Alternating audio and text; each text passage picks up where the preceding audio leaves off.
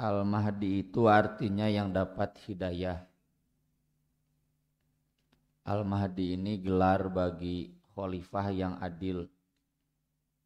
Abu Bakar, Umar, Utsman, Ali radhiyallahu anhum itu disepakati sebagai Al-Mahdi. Gelar dari nabinya Al-Khulafa Ir-Rasyidin Al-Mahdiyyin. Tapi kita biasa menyebutnya Khulafaur Rasyidun, padahal tuluikeun Mahdiyun gitu. Dan kita tidak ilahar nyebut Khulafaur Rasyidin Mahdiyyin. Kita sampai Khulafaur Rasyidin. Padahal gelar dari nabinya Al-Khulafaur Rasyidun Al-Mahdiyun gitu. Di Al-Mahdi itu yang dapat hidayah, yang dapatkan petunjuk, itu gelar bagi khalifah yang adil. Para ulama sepakat bahwa 4 khalifah yang pertama radhiyallahu anhum itu semuanya Al-Mahdi. Dan hadis-hadis kemudian menceritakan bahwa Al-Mahdi itu nanti akan ada di akhir zaman. Siapa Al-Mahdi yang di Syiah? Karena gelarnya bukan khalifah, di Syiah imam. Jadi disebutnya Imam Mahdi. Padahal gelarnya Khalifah Al-Mahdi. Beliau adalah seorang khalifah yang solih di akhir zaman, yang di zaman beliau nanti Nabi Isa alaihissalam turun.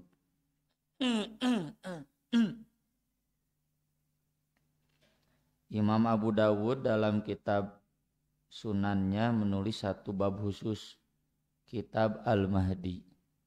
Kalau Imam Ibnu Majah menulis satu bab khusus, Khurujul Mahdi. Para ulama hadis sebagaimana saya kutip, yang kontemporer,nya Syekh Albani, yang klasiknya Ibnu Taimiyah, Ibnu Katsir, ya, semuanya menjelaskan bahwa hadis-hadis Al-Mahdi ini yuqawi ba'duha ba'dan. Ketika saya nulis tema ini di majalah Risalah dulu tahun 2011 kalau nggak salah, ini nulis judul ini 12 tahun yang lalu. Saya dapat SMS can usum WhatsApp-nya, SMS doib cenah hadis-hadis tentang Al-Mahdi teh. Lalu saya tanyakan ke Ustadz Husein di Garut. Ustadz Husein jawab, ada 30 sanad, yang 25-nya sohih, yang 5-nya doib.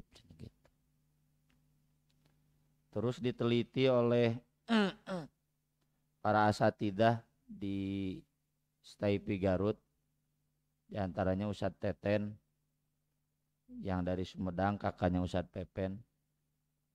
Tum cenana geus naliti aya 3 sanad anu memang sohih, bahkan Bukhari Muslim, gak mungkin doib.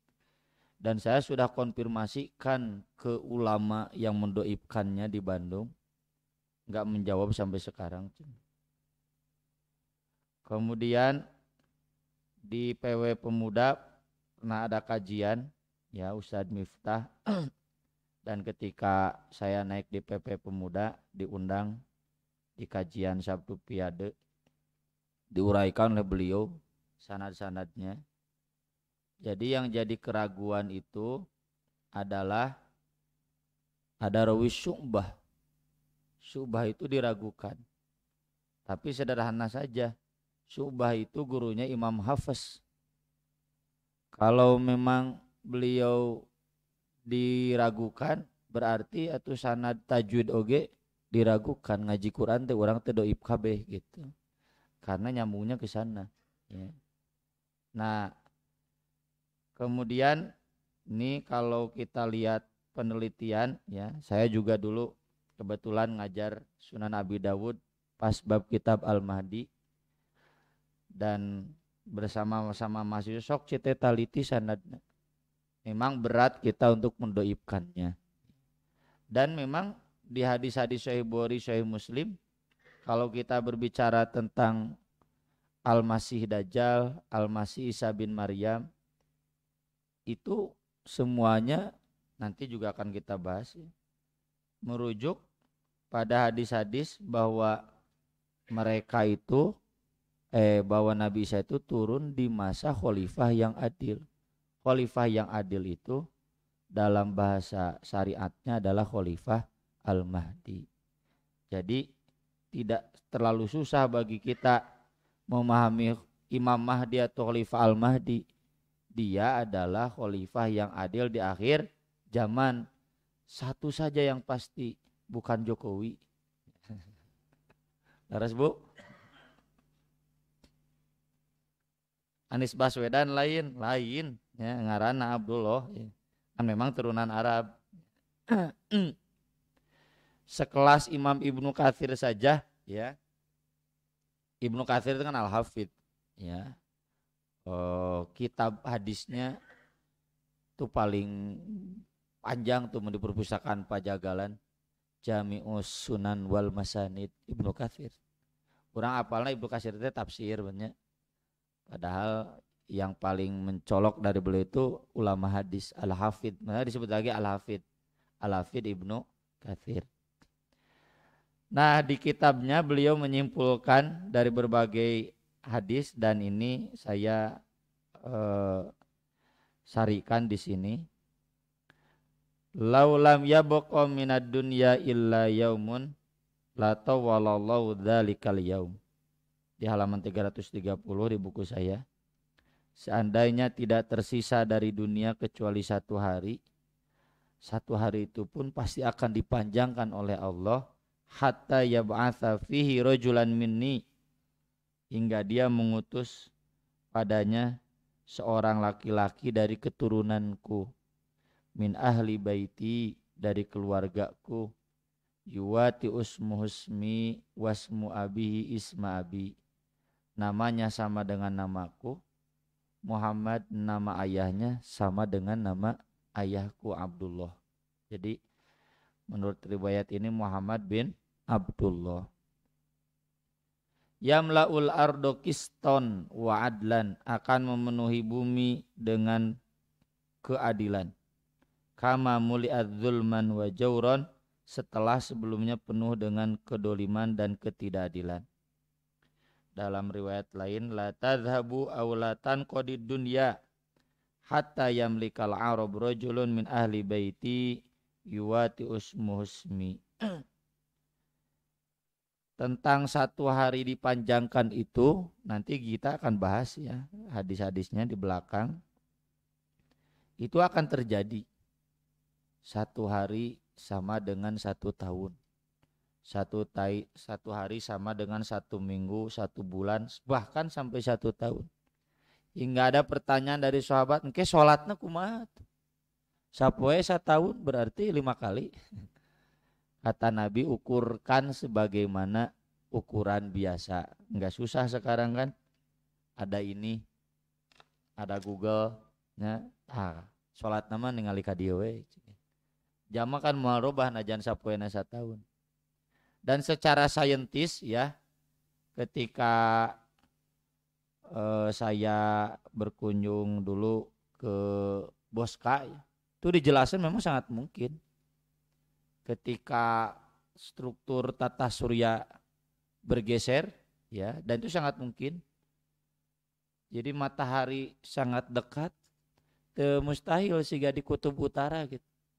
Mun borang teu borang setengah tahun, mun peuting setengah tahun. Jadi sabda Nabi Allah akan memanjangkan hari itu tidak mustahil. Dalam riwayat lain, Al-Mahdi min itrati min waladi Fatimah, dari keturunanku, keluargaku dari keturunan Fatimah. Makanya sampai hari ini keturunan Fatimah itu dijaga. Habib itu aya sertifikatna Bu. Jadi menang dipanggil Habib teh lamun bapana Habib indungna Habibah. Habibah teh bapana Habib, indungna Habibah gitu. Dijaga we. Sampai sekarang. Eta bid'ah teu henteu. Kalau mereka karena hadis-hadis tentang Ahlul Bait banyak kan, dan saya pernah tulis di Buletin At-Taubah. Memang juga kita harus menghormati, mencintai mereka, tapi kecintaan kita kepada mereka sama dengan kecintaan kepada sahabat, ya. Sama dengan kecintaan kepada umat Islam pada umumnya, tidak berlebihan, tidak sampai mengkultuskan. Jadi kenapa keturunan Fatimah dijaga sampai sekarang? Ya karena memang ada banyak keistimewaan, salah satunya dari keturunan mereka itulah yang akan jadi nanti khalifah di akhir zaman walau alam. Karena ada can kealaman, ya, orang tong nolak 100%, tong kalau yakin mah boleh. Cuma seandainya jamaah Persis kan biasanya make logikanya, can asa teu kahartinya bae atulah teu kaharti, mah can kealaman. Sampai pernah ada yang mau ngajak debat ke saya, cenah orang diskusi terbuka lah lebar gitu. Ngadiskusikeun Al-Mahdi, naon da moal kealaman sigana gitu. Can kealaman lah minimal.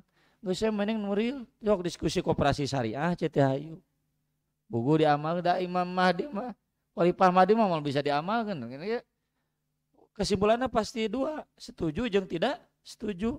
Setuju nurut ka para ulama hadis, tidak setuju nurut ka Ibnu Khaldun. Satu-satunya yang berani mengkritik Al-Mahdi palsu itu Ibnu Khaldun. Ibnu Khaldun bukan ulama hadis, sejarawan, ya. Ahli sejarah, ahli sosial. Tapi lain artinya sejarawan sararasa teu dunungan abdi dua nana sejarawan nunggu. Ketua bidang tarbiyah jeung sekretaris bidang tarbiyah saroleh tah alhamdulillah. Bahkan jika nate leuwih soleh tibatan ahli pendidikan siga abdi gitu. Visinya kulantaran apal sejarah Persis jadi Mersis gitu. Nya Mersis pisan. Persis pisan persis. Kemudian dalam hadis lainnya Al-Mahdi min ajlal jabhah aknal anfi. Al-Mahdi dari keturunanku botak bagian depan kepalanya mancung hidungnya. Ya. Yamlaul ardo kiston wa adlan kama muliat jauron wa dzulman yamliku sab'in sinin. Itu yang sisanya sama. Pemerintahannya berkuasa selama 7 tahun. Ini nanti ketahuannya pas di waktunya. Ini maksud 7 tahun ini 7 tahun yang mana walau alam. Sementara 7 tahun. Kemudian dalam hadis berikutnya yaktatilu inda kanzikum, yang dimaksud kanzikum Ka'bah, akan ada peperangan melibatkan 3 kelompok, salasatun kulluhum ibnu khalifah, di dekat Ka'bah semuanya putra khalifah, tsumma la yasiru ila wahidin minhum, tapi tidak ada yang mendapatkannya seorang pun. Tsumma tatlu'ur rayatus sud min kibalil masyriq. Kemudian muncullah panji-panji berwarna hitam dari arah timur. Ini kenapa ISIS benderanya hitam, HTI benderanya hitam. Wa yaqtulunakum qatlan lam yaqtalhu qaumun. Kemudian mereka akan membunuh kalian dan pembunuhan yang belum pernah dilakukan oleh satu kaum pun sebelumnya. Keji. Tsumma dzakara syai'an la ahfaduhu faqala fa idza ra'aitumuhu fabayyuhu walau habwan ala thalji fa innahu khalifatullah al-mahdi. Maka apabila kalian melihatnya berbayatlah kepadanya walau harus merangkak di atas salju, karena sesungguhnya itulah khalifah Allah al-mahdi. Nah, dengan mengetahui hadis ini minimal kita bisa menolak klaim-klaim bohong. ISIS itu kan pakai hadis-hadis al-mahdi. Dan kita mudah saja menjawabnya. Al-Mahdi mah Muhammad bin Abdullah Al-Qurashi, lain Al-Baghdadi. Jaba Al-Baghdadi, jaba lain ti katurunan Nabi, jaba perangna lain di Ka'bah tapi di Irak. Kan hadis-hadis yang diajarkan oleh ISIS ini adalah pasukan akhir zaman. Ya, wah akhir zaman teh rame. Pasti nggak cina benerana hidupnya dari arah timur. Dari arah timur ada konfliknya di Ka'bah di Saudi Arabia, jauh-jauh, nyambung gitu. Di Irak, di Ka'bah cenah Saudi Arabia benerna hejo nyameureun ke mah jadi hideung. Walau alam udah can apal. Dulu sama seperti ketika Nabi menjelaskan Nabi Isa akan ada pertarungan terakhir di tanah Palestina, da can kaharti baheula mah. Umat Islam can aya di Palestina. Orang Yahudi masih minoritas dan Palestina kan dulu dikuasai ku Romawi. Mentak Nabi Isa dieksekusi ku tentara Romawi oke. Can kaharti. Tapi sekarang kalau kita memahami akan ada the last battle, ya, peperangan terakhir di Palestina kaharti. Pusat konflik sekarang di mana? Di sana. Nah, Khalifah Al-Mahdinya dibayatnya di sekitar Ka'bah karena turunan Nabi, turunan Quraisy. Wallahu a'lam. Kemudian di riwayat Muslim. Nah, ini riwayat Muslim. Pasti sahih. Ya'udhu a'idun bil bait. Akan ada seseorang berlindung di Baitullah. Fayab'atsu ilai ba'tsun, lalu dikirim sebuah pasukan untuk mengejarnya. Fa idza kanu bi baida minal ardi khusifa bihim. Tapi ketika mereka berada di sebuah tanah lapang, mereka dibinasakan.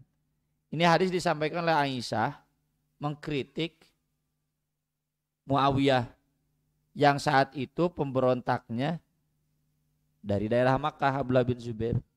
Jadi hadis ieu teh dijadikan dipolitisir. Wani-wani ngalawan khalifah ke cenah di Baida. Baida itu kan padang pasir di sekitar Makkah Madinah. Dilalapkeun. Kata Aisyah, ini ada di Riyadhus Shalihin hadis awal. Salah dalain kitu maksudnya. Yang dimaksud ini yang dibaiat di akhir zaman khalifah di sini itu adalah khalifah akhir zaman. Jadi ada di Sahih Muslim khalifah akhir zaman. Memang nggak disebutkan namanya, nggak disebutkan fisiknya. Cuma intinya berarti ada benang merah bahwa khalifah akhir zaman yang adil akan ada. Dan itu di baiatnya di Baitullah, lain di Irak. Anu kamari mah ISIS di baiatna di mana? Di Irak, di Masjid Damaskus lagi. Di Masjid Damaskus, di Masjid Baghdad. Itu pas. Ngaku-ngaku pasukan akhir zaman teh cocok. Kemudian di riwayat Abu Dawud akan terjadi perselisihan ketika seorang khalifah meninggal. Lalu ada seorang penduduk Madinah keluar dan lari menuju Makkah. Maka orang-orang Makkah datang menemuinya. Mereka mendesaknya untuk tampil walau ia keberatan. Lalu mereka membaiatnya di antara rukun Yamani dan Maqam Ibrahim. Itu berarti di Ka'bah. Lalu ada sebuah pasukan dari arah Syam menuju ke arahnya. Tapi mereka dibinasakan di sebuah tanah lapang di antara Makkah dan Madinah. Itu di riwayat Abu Dawud. Imam Abu Dawud ulama hadis. Kata Syekhul Islam, al-ahadithul lati yuhtajju biha ala khurujil mahdi ahadithu sahihah rawaha Abu Dawud wa Tirmidzi wa Ahmad wa ghairuhum. Hadis-hadis yang dijadikan hujah perihal kedatangan Al-Mahdi adalah hadis-hadis sahih yang diriwayatkan oleh Abu Dawud, At-Tirmidzi, Ahmad dan lainnya. Makanya saya sering jawab, saya mah bukan ahli hadis. Nya dibandingkan Imam Bukhari mah tuh mau recek bapak abdi ahli hadis lain pak. Tukang nulis hadis lain ahli hadis. Ahli hadis mah tuh syarat ahli hadis itu dia punya kitab hadis yang dia teliti. Ahsan lain ahli hadis. Kalau pakai definisi itu mah ahsan mana kitab hadisnya. Paling nu pantas disebut ahli hadis mah Kiai Haji Ali Mustofa Yakub.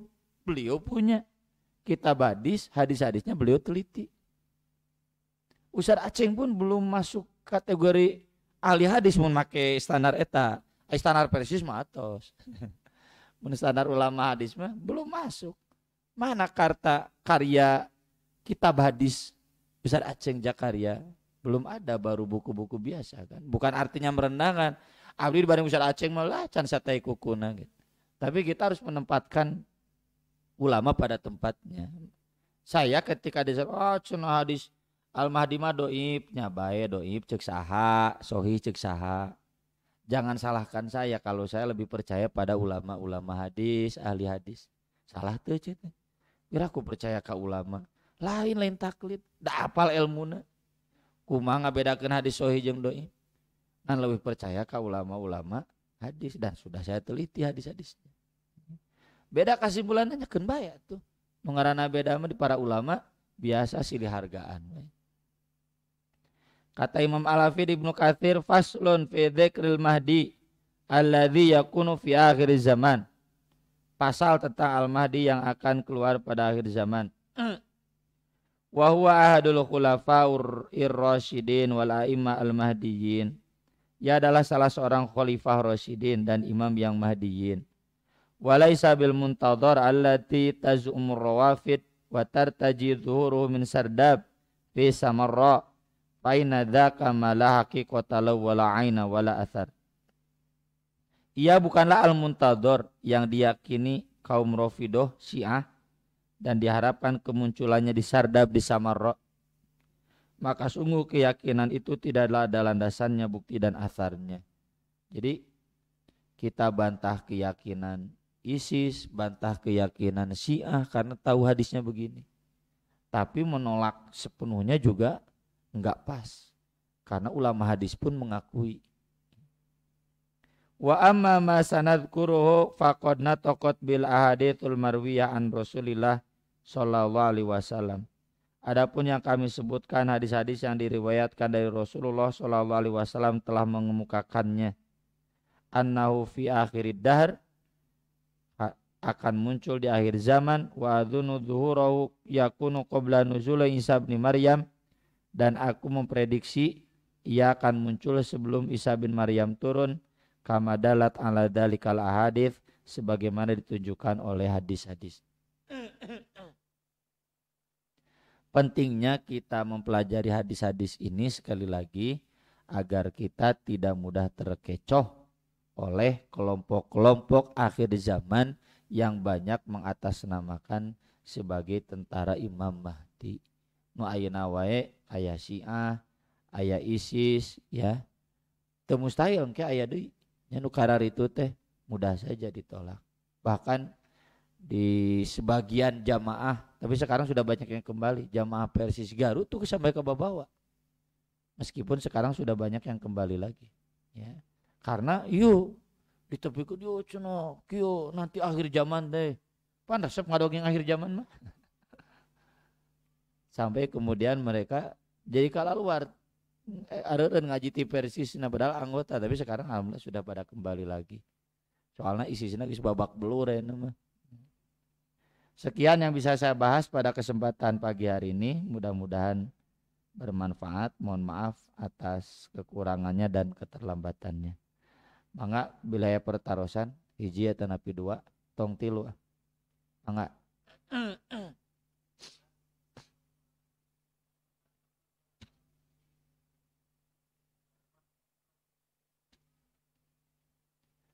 Thaifah Mansuroh mah Persis pun Thaifah Mansuroh.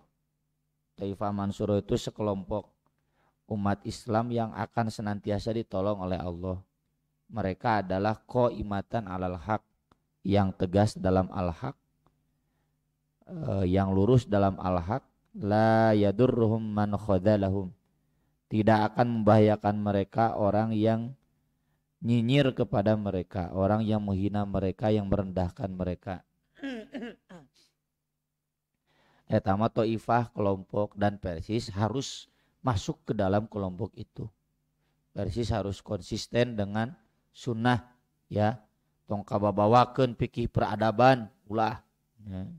Jangan muktamar fikih peradaban lain piagam PBB disesuaikan dengan Quran sunnah. Ngadon piagam PBB di pikihan nya sugan we teu sesat. Sing kasimpulanna bener ieu keur hariwang itu. Tapi dinanya lagi bae geus pada apalnya dulur urang nu eta mah rada beda. Yang lain silakan. Hiji deui. Daya. Nah, atur no. Aya Ibu, mangga. Mohon Bu, fikih teh jadi luas, sadayana tiasa dipikihan. Termasuk cenah peradaban.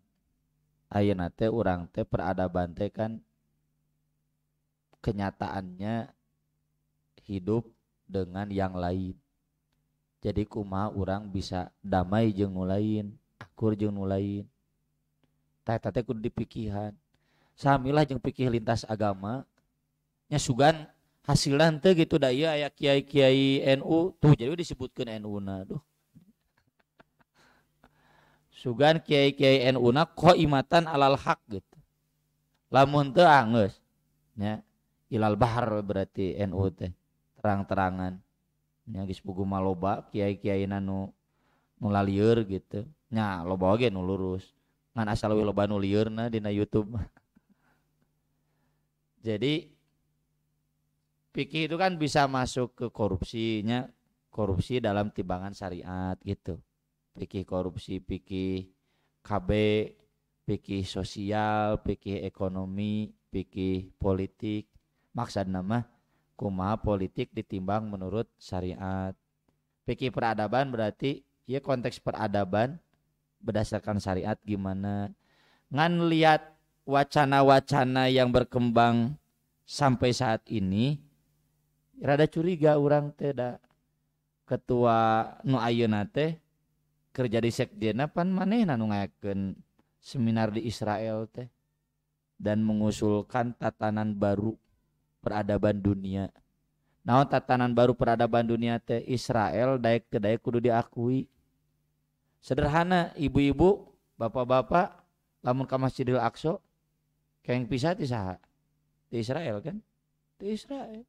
Lain ti Palestina. Dina Google mulai Palestina ya ge Israel gitu. Pragmatis gitu. Pragmatis teh mikir tong ribet-ribet geus cenah nu aya gitu. Nah, kita khawatir pikir peradaban pun komo teh mana piagam PBB komo kamari geus ditolak nikah beda agama, nikah beda agama teh kan standarna piagam PBB. Sigana eta teh dek ngusulkeun sigana da memang geus katingali. Kumaha lamun dina konteks pikir peradaban piagam PBB we rujukan teh tong Quran Sunnah gitu. Kabina-bina persis mun kudu kitu nya. Ulah jeung moal mun aya kada nu kitu eureunkeun we, laporkeun. Eureunkeun. Lain piagam PBB nu jadi dasar justru Quran Sunnah nu jadi dasar piagam PBB kumaha Quran Sunnah Quran Sunnah kumaha piagam PBB itu mana sanu lieur itu. Gitu Bu dan Bu. Atur nuhun kana perhatosana apunten sekali deui kana sagala kakirangan sareng kalapatanna. Aqulu qouli hadza wa astaghfirullah li wa lakum. Subhanakallahumma bihamdik asyhadu an la ilaha illa anta astaghfiruka wa atubu ilaik. Wassalatu wassalamu ala Rasulillah. Wassalamualaikum warahmatullahi wabarakatuh.